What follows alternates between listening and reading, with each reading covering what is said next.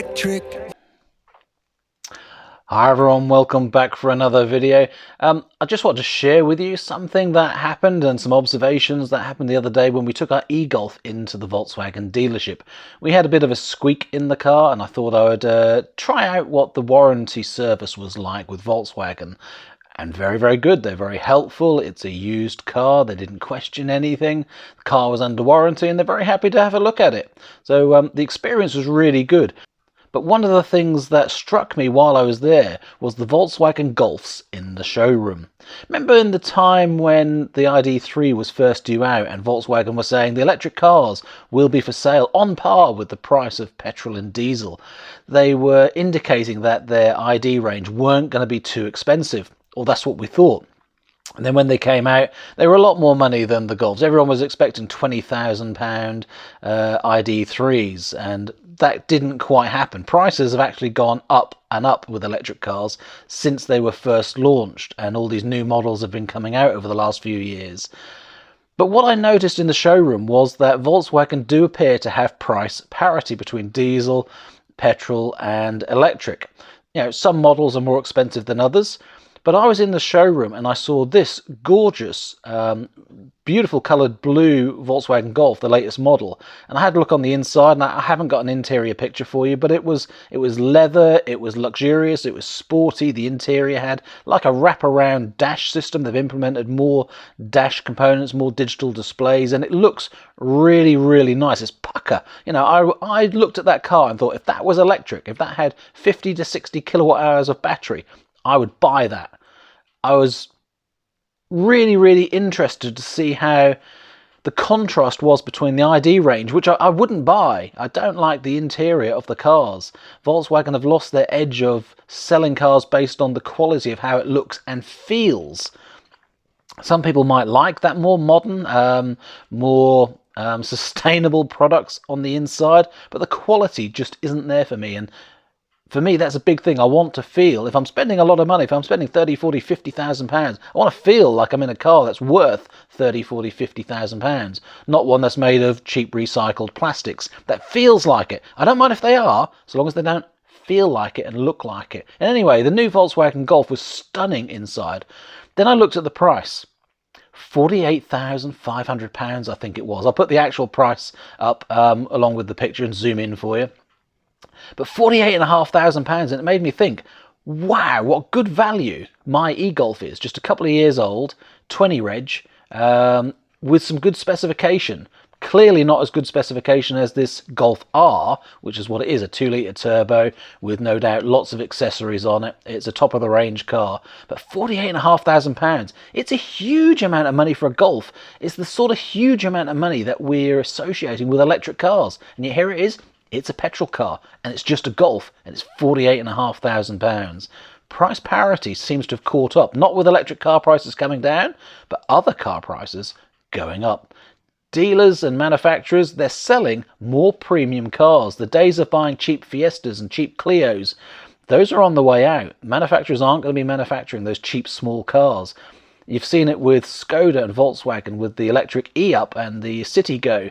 Those just aren't made anymore, and yet that's what a lot of people want. They want small, cheap electric cars, and we can't get them. They want to sell big, expensive ones. So £48,500 for a petrol Golf, and I would love to have spent that much money on a Golf that looked and felt as good as that did in fully electric trim, but they don't make one, so I can't have it. So I won't be buying a Volkswagen brand new. There's no way they could convince me to, because they don't sell an electric model that interests me. Their interiors just aren't up to spec. Anyway, moving on from that, there was another Golf in the showroom, this one. And I was absolutely stunned at this when they brought it into the showroom. They drove it in, and it's diesel. Who's going to buy a diesel Golf these days?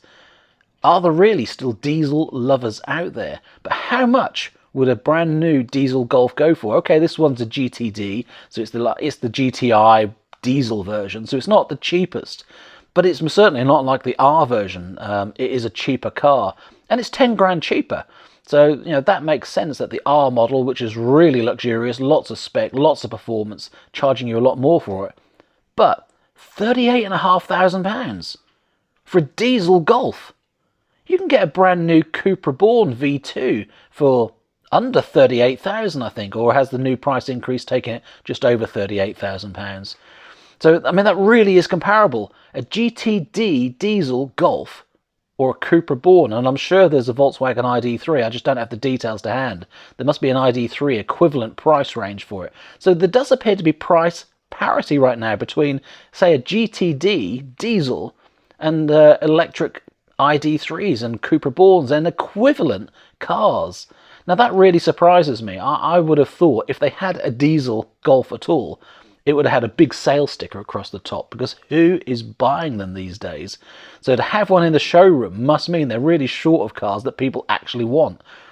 I mean, £38,500. Would you consider £38,500 for a diesel Golf? Whether the interior is lovely, whether the dashes are lovely, you know, it's not worth that much money. I just wouldn't go near it.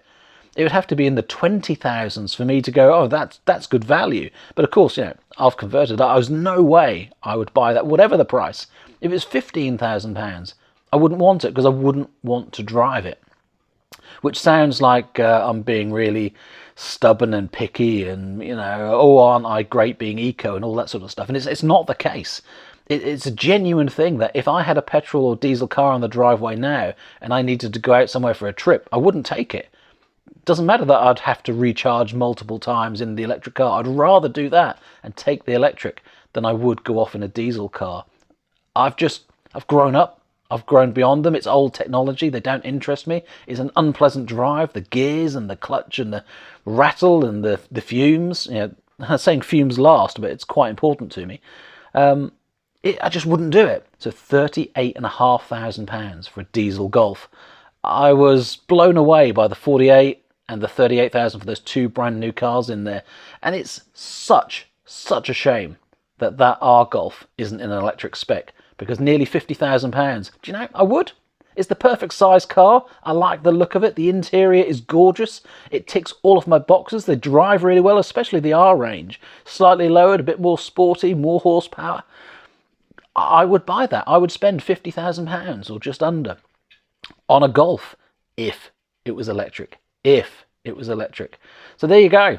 Volkswagen, price parity. We got there in the end, didn't we? Diesel and petrol. Probably more expensive than the option you might consider for the electric version. Incredible. Incredible that things are changing now in the car industry, and what you can buy and what manufacturers are trying to push and what prices they are just going up and up. And inflation is not the only issue. It is the manufacturers designing this. They want to sell us more prestige, big cars, full of spec. They're happy to sell lower numbers of cars. They don't want to sell hundreds of thousands of small little cars making little profit. They want to sell fewer cars with a higher profit.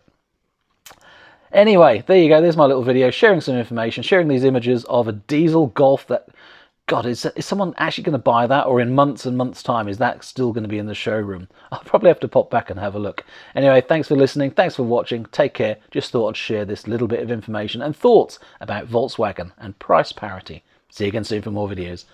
Bye for now.